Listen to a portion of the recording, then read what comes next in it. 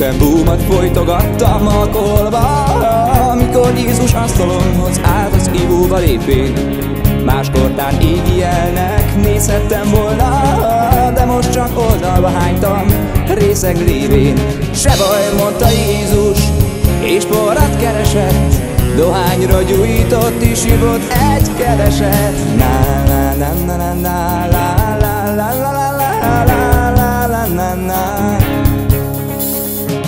Jó volt vele a bor, el nem fogyott a helyben bepogácsa, pedig törte egész este. Csak az zavart, hogy úgy beszélt velem, mint egy ügyefogyott, hogy a bírit iszom meg a pogácsa a teste. Se baj, mondta Jézus, rossz szálláson láttál, és újabb pohár bírit engedte le torkán.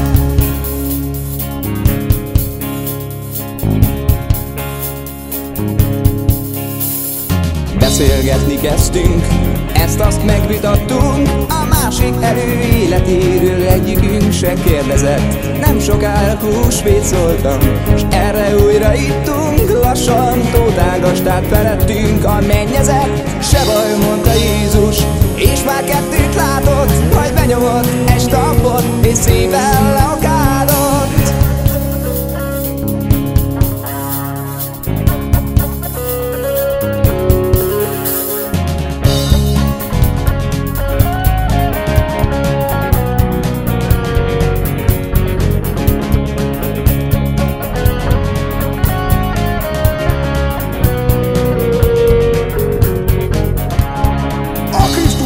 Mennydörögte, és a pír elöntötte, zavartan nézelődött az asztalon körbe.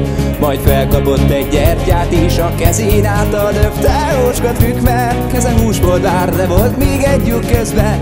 Se baj, mondta Jézus, itt mindenki káphozott. Hát szevasz öreg, elköszönt, és támolyogva távozott.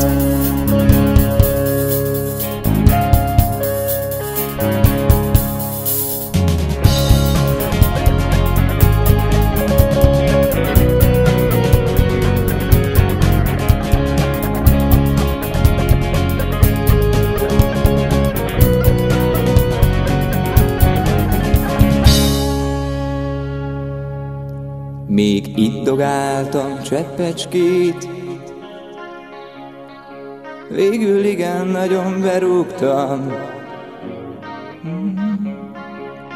de annyira, hogy sejtésem sincs, hogy hol ittam, melyik ivóban. De tudom, hogy majd felismered, ha arra jársz, barátom. Egy kőkereszten ő meztelen, keze fagyús és rajta